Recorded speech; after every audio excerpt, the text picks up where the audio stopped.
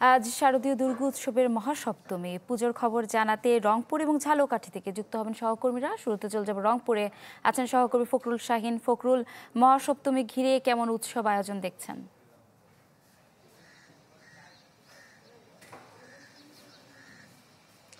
ইপসিতে আমরা গতকাল থেকেই উৎসব দেখছি, অর্থাৎ গতকালেই কিন্তু ভক্তরা তাদের দেবীর কাছে এসে আরাধনা করেছেন এবং দিনভর কিন্তু উৎসব ছিল গতকাল, এবং সেরকম কিন্তু আজকে সকাল থেকেই কিন্তু আমরা উৎসবের আমেজ দেখতে পাচ্ছি।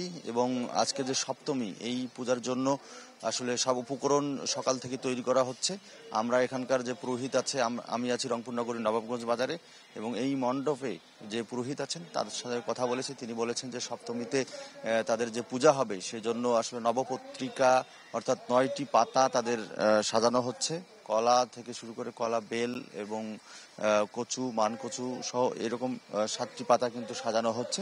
এবং এরপরেই তারা বলেছেন যে 8টার দিকে আসলে এই সপ্তমী পূজা শুরু হবে।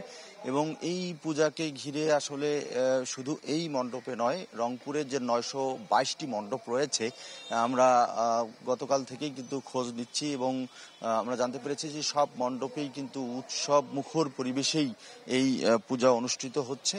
এবং আমরা গতকাল থেকে এই পর্যন্ত কিন্তু কোনো অপ্রীতিকর ঘটনার খবর পাইনি, অর্থাৎ শান্তিপূর্ণভাবেই এই পূজা অনুষ্ঠিত হচ্ছে। এবং আইন শৃঙ্খলা রক্ষাকারী বাহিনীর সদস্যরা কিন্তু তৎপর রয়েছেন। র্যাব থেকে শুরু করে পুলিশ এবং সেনাবাহিনী সবাই কিন্তু টহল দিচ্ছেন। আমরা গতকাল থেকেই দেখেছি টহল টিম তারা টহল দিচ্ছেন, কোনো ধরনের অপ্রীতিকর ঘটনা যেন না ঘটে। বিশেষ করে ফেসবুকে গুজব ছড়িয়ে যেন কোনো অপ্রীতিকর ঘটনা না ঘটাতে পারে কেউ, সেজন্য সজাগ রয়েছেন। প্রশাসনের পক্ষ থেকে সজাগ রয়েছেন। এবং এখানকার পুরোহিত যারা আছেন, ভক্তরা আছেন, তারা বলছেন যে ষষ্ঠী এবং সপ্তমীর মতো যেভাবে আনন্দ উদযাপন করে তারা পূজা উদযাপিত করেছেন, বাকি দিনগুলোতেও যেন আনন্দের সঙ্গে এই অনুষ্ঠান উদযাপিত হয়। তো এই ছিল এখানকার সর্বশেষ। ইপসিতা, ধন্যবাদ আপনাকে। দর্শক, এবার ঝালকাঠি থেকে যুক্ত হচ্ছেন সহকর্মী রতন আচার্য। রতন, ওয়ালটন এখন দেশের সীমানা পেরিয়ে পৌঁছে গিয়েছে 50টিরও বেশি দেশে। ওয়ালটন, ঘরে ঘরে বিশ্বজুড়ে। ইপসিতা, শরতের কাশফুল ফোটা সকালে আপনাকে শারদীয় শুভেচ্ছা। আমি এই মুহূর্তে রয়েছি মদনমোহন আক্রাবাড়ি। গতকালকে ষষ্ঠী পূজার মধ্য দিয়ে এই যে হিন্দু ধর্ম অবলম্বীদের সবচেয়ে বড় ধর্মীয় উৎসব শারদীয় দুর্গাপূজা অনুষ্ঠিত হচ্ছে। আজ রয়েছে সপ্তমী পুজো, তো কিছুক্ষণের মধ্যেই সপ্তমী পুজো আসলে শুরু হবে।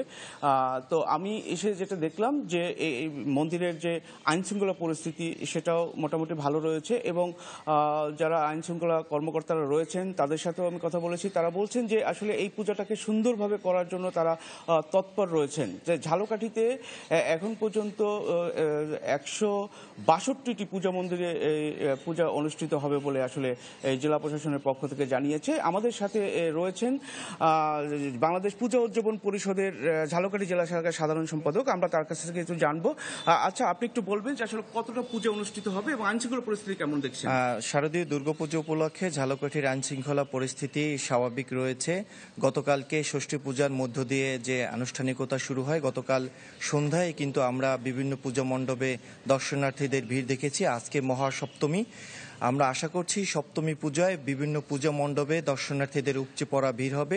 সব মিলিয়ে ঝালকাঠির দুর্গাপূজা কেন্দ্রিক যে আইনশৃঙ্খলা পরিস্থিতি স্বাভাবিক রয়েছে এবং প্রতিটি মণ্ডপেই উৎসবের আমেজ বিরাজ করছে। আপনাকে ধন্যবাদ। ইফিতা, যেভাবে শুনছিলেন আসলে গতকাল ষষ্ঠী পূজার মধ্যে থেকে যে শুরু হয়েছে, মানে তখন গতকাল থেকেই কিন্তু এই যে দর্শনার্থীর ভিড়টা রয়েছে। তো ইফিতা, এই ছিল আমার কাছে ঝালকাঠি থেকে সর্বশেষ। রতন, ধন্যবাদ আপনাকে।